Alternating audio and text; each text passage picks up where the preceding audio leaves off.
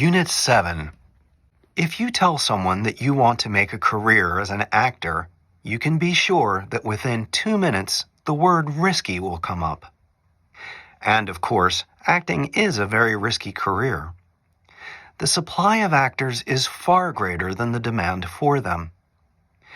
Once you choose to become an actor, many people who you thought were your closest friends will tell you you're crazy, though some may react quite oppositely. No two people will give you the same advice. But it is a very personal choice you are making, and only you can take responsibility for yourself and for realizing your ambition. There are no easy ways of getting there, no written examinations to pass, and no absolute assurance that when you have successfully completed your training, you will automatically make your way in the profession.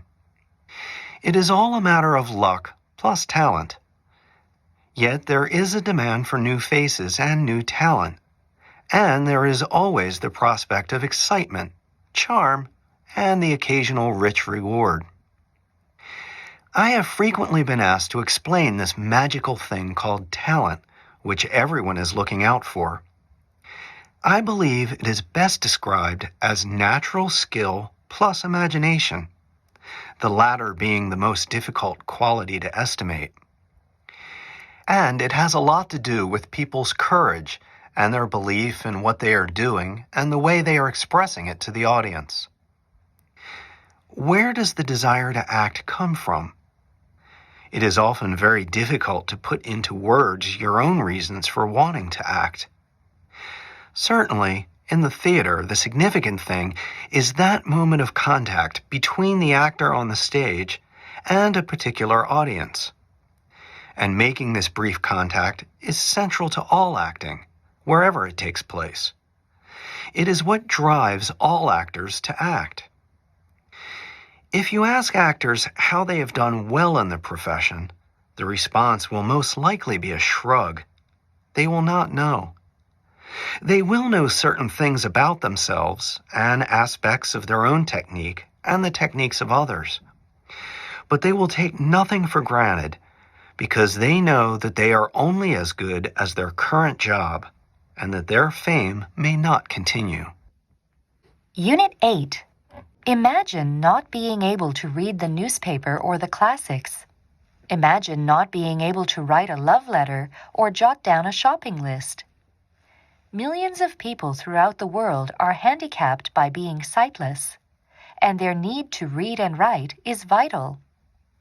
A solution to this difficult predicament was found by the most unlikely of individuals. Braille, the universally used method of writing and reading for the sightless, was invented by a 15-year-old French youth in 1824. The system takes its name from its inventor, Louis Braille, 1809 to 52, who became blind at the age of 3 because of an unusual accident. His eyes were accidentally pierced while he was playing with his father's tools. Despite his handicap, Louis Braille became an accomplished cellist, organist, and scholar. Like other blind individuals of his time, the methods of reading available to him were cumbersome at best. Inspired by French Army Captain Charles Barbier, whose system was invented in 1819 for military communication at night and was called night writing, young Braille reduced Barbier's 12-dot configuration to a 6-dot grouping, each composed of 1 to 6 embossed dots arranged in a 6-position cell or matrix. Louis Braille, a professor and former student at the Institute for Blind Children in Paris, published his results in 1829, and then again in a more comprehensive form in 1832. Through a long period of fermentation and modification by others, Braille, as a system of communication, achieved worldwide prominence and acceptance in 1916, when members of the U.S. Senate met with representatives of the British government in London to approve the system. It is commonly referred to as Standard English Braille Grade 2. The basic Braille code has since been modified to represent mathematical and technical symbols, as well as musical notation, shorthand, and other common languages. Young Braille gave the sightless the ability to see in their own way. Unit 9. There were once two people traveling on a train, a scientist and a poet. They had never met before, so naturally there wasn't much conversation between the two. The poet was minding his own business, enjoying the passing scenery. The scientist was very tense, trying to think of things he didn't know so he could try to figure them out. Finally, the scientist was so bored that he said to the poet, "Hey, do you want to play a game?" The poet, being content with what he was doing, ignored him and continued looking out the window, humming quietly to himself. This got the scientist mad, who irritably asked again, "Hey, you, do you want to play a game? I'll ask you a question, and if you get it wrong, you give me $5. Then you ask me a question, and if I can't answer it, I'll give you $5. The poet thought about this for a moment, but he decided against it, seeing that the scientist was a very bright man. He politely turned down the scientist's offer. The scientist, who by this time was going mad, tried a final time. "Look, I'll ask you a question, and if you can't answer it, you give me $5. Then you ask me a question, and if I can't answer it, I'll give you $50. Now, the poet was not that smart academically, but he wasn't totally stupid. He accepted the offer. "Okay," the scientist said. "What is the exact distance between the Earth and the Moon?" The poet, not knowing the answer, didn't stop to think about the scientist's question. He gave a $5 bill to the scientist. The scientist happily accepted the bill and promptly said, "Okay, now it's your turn." The poet thought about this for a few minutes, then asked, "All right, what goes up a mountain on 3 legs, but comes down on 4? The bright look quickly disappeared from the scientist's face. He thought about this for a long time, using his scratch pad and computer. After about an hour of this, the scientist finally gave up. He unwillingly handed the poet a $50 bill. The poet accepted it graciously, turning back to the window. "Wait," the scientist shouted. "You can't do this to me. What's the answer?" The poet looked at the scientist and calmly put a $5 bill into his hands. Unit 10. Visitors to Britain are often surprised by the strange behavior of the inhabitants. One of the worst mistakes is to get on a bus without waiting your turn in the line. The other people in the line will probably complain loudly. People respond to someone getting ahead in a line in an emotional way. Newspaper headlines describe anger at people who pay to bypass a hospital waiting list to get an operation more quickly. Standing in line is a national habit, and it is considered polite or good manners to wait your turn. In recent years, smoking has received a lot of bad publicity, and fewer British people now smoke. Many companies have banned smoking from their offices. It is less and less acceptable to smoke in a public place. Smoking is no longer allowed on the London Underground, in cinemas and theaters, and most buses. It is considered bad manners to smoke in someone's house without asking, "Would you mind if I smoke?" On the other hand, in some countries, it is considered bad manners to eat in the street, whereas in Britain it is common to see people having a snack while walking down the road, especially at lunchtime. The British may be surprised to see young children in restaurants late at night, because children are not usually taken out to restaurants late at night, and if they make noise in public or in a restaurant, it is considered very rude. About 100 years ago, it used to be said, children should be seen and not heard, since children did not participate at all in public life. In recent years, they are playing a more active role, and they are now accepted in many pubs and restaurants. Good and bad manners make up the social rules of a country and are not always easy to learn because they are not often written down in books. These rules may also change as the society develops. For example, women did not go into pubs at the beginning of the 20th century because it was not considered respectable behavior for a woman.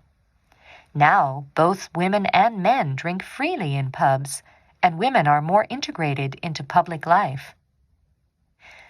We may think that someone from a different country is being rude when his or her behavior would be perfectly innocent in his or her own country. Social rules are an important part of our culture as they are passed down through history. The British have an expression for following these unwritten rules. When in Rome, do as the Romans do. Unit 11. Suppose you were an absolute dictator and had the power to make any law you wanted to. What laws would you make? The first law I would make would prohibit all advertising. Think how much better the world would be then. The purpose of advertising is to convince people to buy things they don't need and didn't want until they saw the advertisement. You never see advertisements for things like potatoes or apples. Without advertising, people would stop buying things they don't need, and we would all be wealthier. Of course, a few million people making their living by producing unnecessary things, including advertisements, would lose their jobs. We'd have to help them find some honest work. A nice side effect of the abolition of advertising is that trash television and trash magazines, which are supported by advertising, would disappear. The world would become quieter, and we could begin to recover the dignity that advertising has stolen from us. We might even be able to recover our aesthetic sense of design and color. And by saving paper, millions of hectares of the world's forests would be saved. Then I'd make a law against private automobiles, at least in big cities. Within days or even hours after the automobiles disappeared, people would see the bright, clear sky again. At night, you could see the Milky Way, even in Tokyo, Los Angeles, and Mexico City. People could get around by trains and bicycles, and by walking. Everybody would be healthier, and fewer people would be overweight. No more big traffic accidents. No more oil wars. Of course, private automobiles might disappear naturally after advertising is abolished. And of course, I would make a law prohibiting the mining, manufacture, possession, or sale of radioactive material. I would rid the Earth of all such material by sending it up in rockets aimed at one of the black holes in outer space. To make sure the rockets reached their destination, I would have each one manned by a crew of 10 nuclear engineers. Then I would make a law abolishing the right of belligerency. Anyone who wants to fight a war would have to do it on his or her own responsibility. No hiding behind the myth of the state. If you shoot somebody, even if you are a soldier, you will be arrested and have to prove in a court of law that you did it in self-defense. The same would be true for politicians who order someone to shoot someone. Of course, with a law like that, just about every president and prime minister in the world would be in jail. Those are the first laws I would make if I were a dictator. What law would you make? Let me guess. A law against dictators. Unit 12. This is a story of honesty, sheer good luck, and unbelievable initiative. My friend Tom cycled the 10 kilometers from Yoyogi to Kichijoji to start a heavy day's teaching for a language school. No sooner had he arrived there, however, than he was on the telephone. "I've lost my bag," he said. "It's got everything in it." This, it seems, happens quite a lot here. Some foreigners are very careless because they automatically expect that because they are in Japan, anything they lose will be returned. Tom wanted me to cycle around the neighborhood to see where the black leather bag might have fallen from his bicycle. "Do you mean to tell me you didn't secure it?" I said to him. "No," he said. "I left in a hurry and cycled off with it balancing on the back." There was one thing in his favor. He lived in Japan. "Well," I said to lift his spirits, "because you're living in Japan, the chances are very good that you'll get your bag back. In fact, they are excellent." "I hope so. God, I hope so," said Tom. True to my prediction, when the phone rang again about an hour or so later, it was a young Japanese named Daisuke Takakawa calling to say that the bag was in his hands. While on her way to work, his mother had spotted it at the top of a heap of garbage and had taken it to the local police box only to find it closed. It looked too valuable to be there, she told her son when she took it home. "What, the garbage?" he asked. "No, the bag," his mother replied. "It's a very nice one." Daisuke Takakawa searched its contents, found a telephone number, and dialed it immediately. That's when I came into the picture. I met Daisuke Takakawa at Yoyogi Station, and he handed the bag to me. Tom's luck was that his bag had been spotted by a woman with a sharp eye for good things. His next bit of good fortune was that Daisuke spoke superb English, and, having ascertained that the bag belonged to a foreigner, felt completely comfortable about phoning. Tom was lucky, too, very lucky, that the garbage truck had started its rounds a little later than usual that day. Later, and finally home after several tiring classes, my friend Tom checked the contents of his bag. Sure enough, everything was there: his watch, his wallet, his sunglasses, and his portable telephone.